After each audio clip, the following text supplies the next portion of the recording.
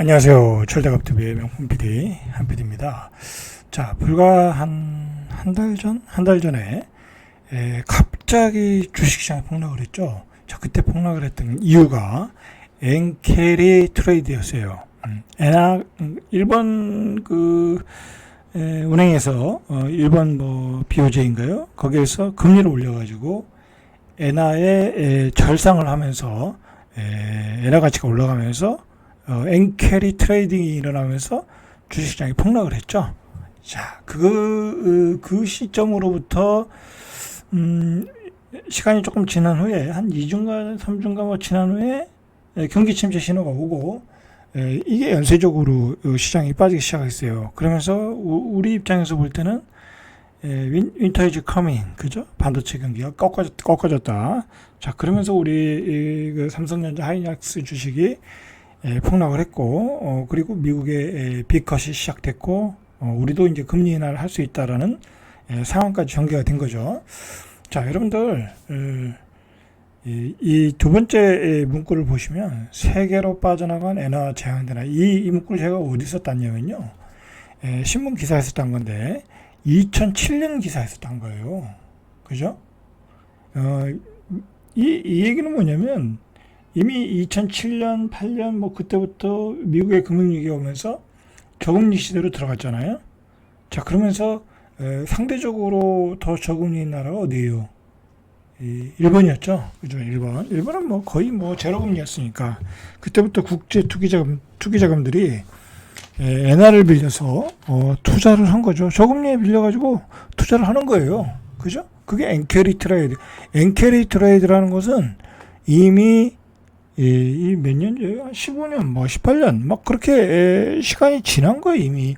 2008 금융위기부터 시작된 거예요. 야? 자, 그러면, 우리가 한번 생각을 해봐야 돼요. 엔캐리 트레이딩을 통해서, 누가 돈을 벌었나?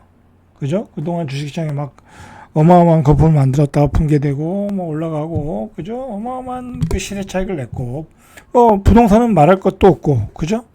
부동산은 또 얼마나 많이 올랐어요. 다 그게 결국은 국제 투기자본들이 움직이는 거잖아요. 엔캐리 트레이드를 바탕으로. 자, 누가 돈을 벌었겠어요? 내가 돈 벌었겠어요? 중산층이 돈 벌었겠어요? 그죠? 아니죠. 자본가들이 번 거죠.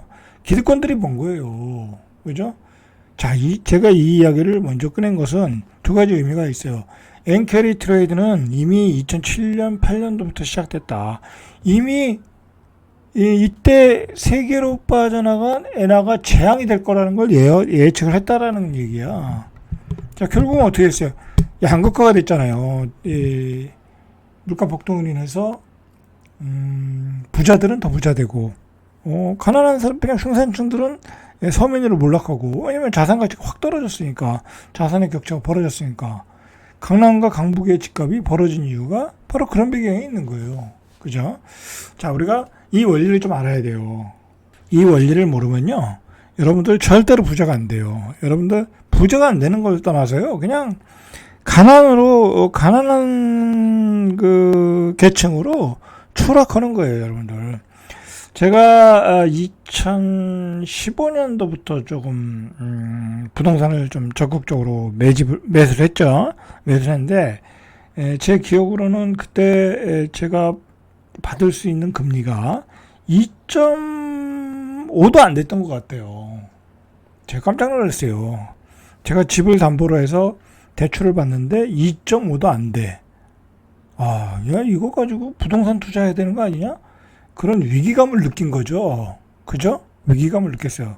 그래서 저는 부동산 투자를 했던 거죠. 그때 저금리에 가만히 있다가는 벼락까지 되겠다 라고 느꼈던 거죠. 그리고 제가 가지고 있는 현금도 2.12 아니죠. 그 2.2점대도 안 나왔어요. 1.89 그랬어요. 돈의 가치는 떨어지는데 금리는 1.8, 1.7 그랬어요. 아니, 그러면 내가 왜 현금을 가지고 있어요? 그죠? 그래서 투자를 해서 그나마 자산을 좀 만들었다고 생각을 해요. 안 그랬으면 저도 벼락거리 됐어요. 서울에서 전세 살 돈도 없었을 거예요, 아마, 지금. 그죠? 집을 가지고 있어, 만약 팔았다고 하면, 전세 살 돈도 없었을 거예요. 아마 그 2015년도에 집을 판 사람들은 지금 전세 살 돈도 없는 거예요. 거지가 된 거죠. 그죠? 거지가 된 거죠. 자, 제가 이 이야기를 계속해서 최근에 반복을 하는 것은 그 빅캇 이후에, 자, 여러분들, 금리 인하는 추세다 이거야, 추세. 그리고 저금리는 추세다.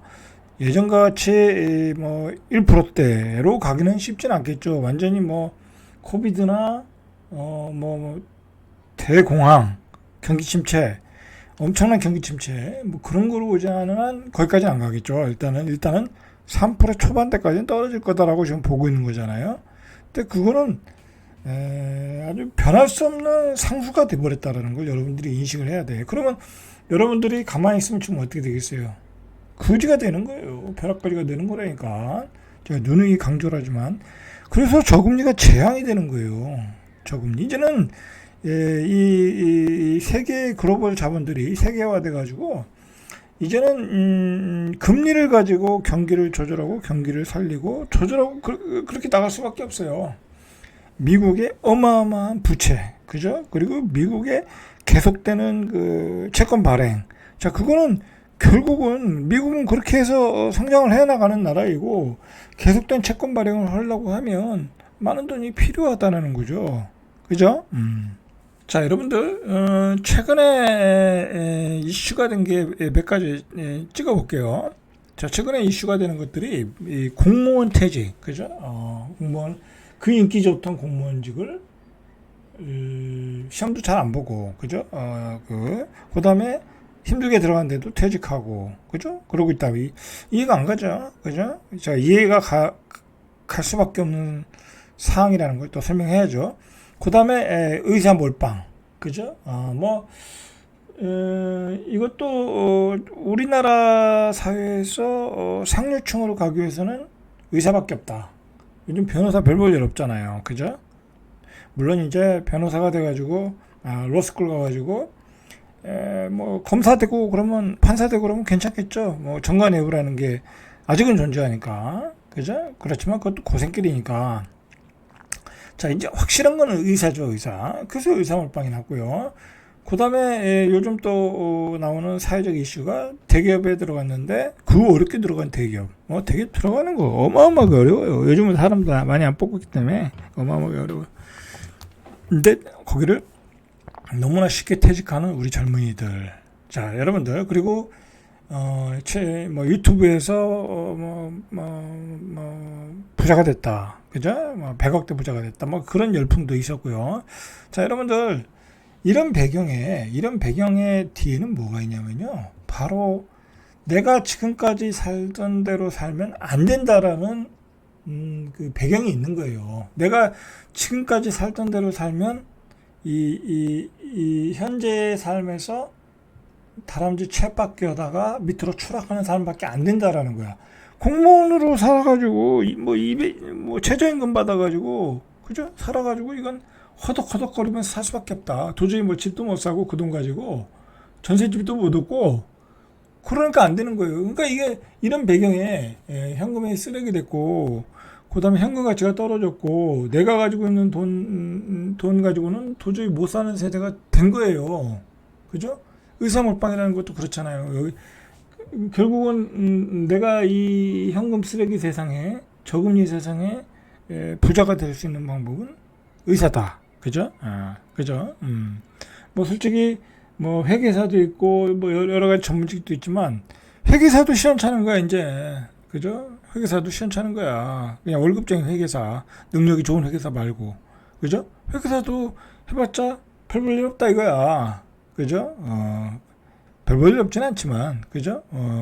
그만큼 이제 인플레이션 때문에 웬만한 그 전문직 급여 가지고는 쫓아가기 힘들다. 자, 그런 거고. 자, 대기업 퇴직도 그런 거죠. 뭐 내가 대기업을 다녀봤는데 뭐 대기업 뭐 중소기업보다는 많이 주지만 너무 일의 강도가 세고, 그리고 현실은 막 분양가도 폭등하고 전세가격 폭등하는 세상에 이 월급 가지고는 집을 마련하기가 쉽지 않은 것 같고, 그런데 일이 너무 힘들어서 죽을 것 같고, 그러니까 퇴직하고, 그러니까 뭐가 보이겠어요? 환상이 보이는 거죠. 환상. 무슨 환상? 빨리 부자가 되는 환상. 그 환상을 보여준 게 유튜브에 그 소위 벼락 그 부자가 된 친구들, 뭐 그냥 유튜브에서 이렇게 뜬 애들 있잖아요. 그런 친구들.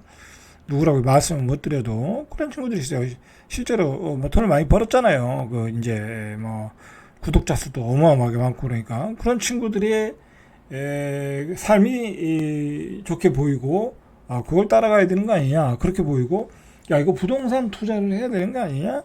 그래서 또 부동산 투자 일평이 불었고, 부동산 투자 강의도 늘어났고, 이게 바로 이런 환상의 삶을 보여준 게 의사 몰빵과 유튜브 100억 부자의 환상을 보여준 게 뭐냐면, 그거 거기다 이제 파이어족까지 바로 이 저금리였다라는 거예요. 저금리였다. 돈이 쓰레기가 되니까 물가가 폭등하고, 집값이 폭등하고, 전세 가격이 폭등하니까 내가 열심히 살아가지고는 전혀 안 된다. 그죠? 그나마 조금 현명하게 대응했던 사람들은 투자로 대응했던 거고, 부동산 투자로 대응해서 그나마 자기 자산을 가치를 올려놓은 거고, 그렇지 않은 사람은 그냥 이 폭등한 분야가에 집을 사야 되는 상황까지 왔다라는 거죠. 그죠? 그 밑에는 저금리가 있었다. 자, 여러분들, 오늘 중요한 얘기 중에 하나가, 이건 정말 중요한 얘기예요. 이제 저금리는 상수가 될 수밖에 없는 게, 여러분들, 이거는 제가 하는 얘기가 절대 아니에요. 이거는 학자들이 얘기하는 거고, 그리고 우리나라 전문가들이 다 이야기하는 거예요. 보고서를 통해서. 그런 보고서의 내용을 제가 발췌를 한 것뿐이에요. 이 고령화 사회가 오면요, 저금리로 갈 수밖에 없다라는 거야. 우리가 고령화와 저금리를 서로 상호 보완적 관계로 여러분들은 봐야 된다. 우리 고령화는 당연한 거잖아요. 이제 오는 건 우리보다 빨리 온 나라가 어디예요? 일본이잖아요. 그죠? 그 일본이 어떻게 했어요? 저금리로 왔잖아요. 자, 그러면 저금리로 고령화가 되면 왜 저금리가 되는 걸 또 이해를 해야 되겠죠. 그죠? 간단해요. 고령화가 되면 그 많은 인구의 더 많은 사람들이 고령화가 되면 소비를 안 하겠죠. 그죠? 그리고 자기가 오히려 가진 돈을 저금을 해놓겠죠. 그죠? 저금했겠죠. 그러면 은행 입장에서는 돈이 많아. 근데 빌려줄 사람이 없어. 당연히 저금리로 빌려줄 수밖에 없죠. 빌려줄 사람이 없는데 은행에 들어오는 돈은 많은데, 그러니까 뭐 유럽의 은행들은 오히려 그 돈을 맡기면 돈을 받는다고 그러잖아요. 유럽은 고령화가 많이 돼 있으니까. 자, 그리고 고령화가 되면 소비를 안 해. 생산 인구가 없고 소비를 안 해. 생산 인구가 적어지니까. 자, 그러면 어떻게 되겠어요? 경기가 당연히 침체가 되겠죠. 저성장이 되는 거죠. 저성장 고령화는 같이 가는 거잖아요. 자, 이제 세계는 그 길로 가고 있는 거예요. 미국도 그렇고, 유럽도 그렇고, 우리나라도 그렇고, 중국도 그런 길로 지금 진입을 하고 있고, 그러고 있는 거야. 그러니까 여러분들, 고령화 시대가 오면 저금리의 늪으로 더 빨려 들어간다. 그죠? 그러면 저금리가 되면 현금은 쓰레기가 된다라는 거죠. 그러면 내가 부자야, 많은 자산을 가지고 있어. 그러면 어떻게 파킹을 해놔야 되겠어요? 간단하죠. 가장 대한민국에서 좋은 부동산을 사놓으면 되겠죠. 그죠? 채권도 한계가 있으니까, 저금리가 되면 금리가 떨어지니까. 지금은 장기채가 3%지만 10년 미국의 장기채가 3%대지만 나중엔 1%, 2%가 될 수도 있어요. 그죠? 그렇게 되면 어디다 투자해야 되겠어요? 강남 부동산에 투자해야죠. 그죠? 그러니까 부자들이 지금 강남 부동산에 투자하고 있는 거예요. 그죠? 그 사람들이 바보가 아니에요. 그죠? 그런 어떤 거시적 전망을 놓고 그 사람들이 판단한 거다. 자, 이게 어떤 보고서, 그런 고령화로 인한 저금리가 온다라는 이슈 보고서에서 나온 차트를 제가 PPT 차트를 제가 가지고 온 거예요. 보세요. 자, 보세요. 추세 성장률이 둔화한다. 그죠? 인구가 고령화된다. 그리고 고령화되면 당연히 은행에 들어가는 돈이 많겠죠. 저축하는 돈이. 그러면 저축이 증가하는 거예요. 그죠? 저축이 증가하는 거고. 그리고 공공 투자도 감소한다. 투자도 감소한다. 자본주의 상대 가격도 하락한다. 성장률 둔화하니까 당연히 투자는 감소하고, 저축 증가와 투자가 감소하니까 금리는 하락하고, 그죠? 여기에 중심은 바로 이 인구 고령화예요. 고령화. 그래서 금리는 하락한다. 자, 그런 얘기예요, 이게. 그죠? 자, 우리가 고령화는 이제 피할 수 없는 거고, 저금리의 속도는 저금리의 기준은 유지가 될 거고, 그 속도의 문제만 달려있다. 그렇게 보시면 되겠죠. 생산성, 노동인구의 증가율 감소로 경제성장 둔화, 그리고 저축은 많아지고, 그죠? 자, 요즘 여러분들 이 부모가 한 70, 80 된 부모 입장에서 그 자제가 이제 30살이나 40살 됐을 거 아니에요? 그럼 자기가 가지고 있던 해놓던 돈, 자기가 가지고 있던 그 부동산, 그걸 어떻게 하겠어요? 자식들에게 이전을 해야 되겠죠. 그죠? 한 70부터 되면 이전 들어가거든요. 증여도 할 수 있고. 그러니까 요즘 최근에 부동산에서 집을 사는 친구들을 보면 약간의 고가 주택들, 그죠? 한 8억 이상이면, 지방은 8억 이상, 뭐 서울은 한 15억 이상, 그런 고가 주택을 사는 친구들을 보면 다 부모님의 자산 이전 현상이라고 보시면 돼요. 대부분이 부모님이 증여를 통해서 집을 사고 있어요, 실제로. 자, 그러면 저금리가 되면 더 부모님의 자산 이전 속도가 빨라질 것이라는 거예요. 빨라질 거다. 왜냐면 은행에 놔둘 필요가 없거든. 그죠? 그리고 지금 앞으로는 70에서 80대는 우리 어르신들이 그 30대, 40대에 어마어마한 돈을 물려줄 가능성이 많아. 그런데 우리 70대, 80대는 많아, 사람들이. 그죠? 우리는 베이비붐 세대고, 많은 인구가 많이 나오는 세대에 우리가 성장을 했잖아요. 그런데 30대, 40대 되면 적어져. 왜냐면 가족이 몇 명이에요? 제가 알기로는 2명 이상 안 넘거든요. 그죠? 2명 이상 안 넘어요. 한 70대도 2명 이상 안 넘어요. 그죠? 2명 이상. 그럼 갈수록 적어질 거란 말이야. 그러면은 자산은 더 많아져.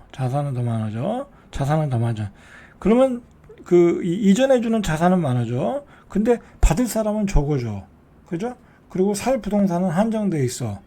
그 얘기는 뭐예요? 좋은 부동산은 가격이 계속 올라간다는 얘기예요. 그죠?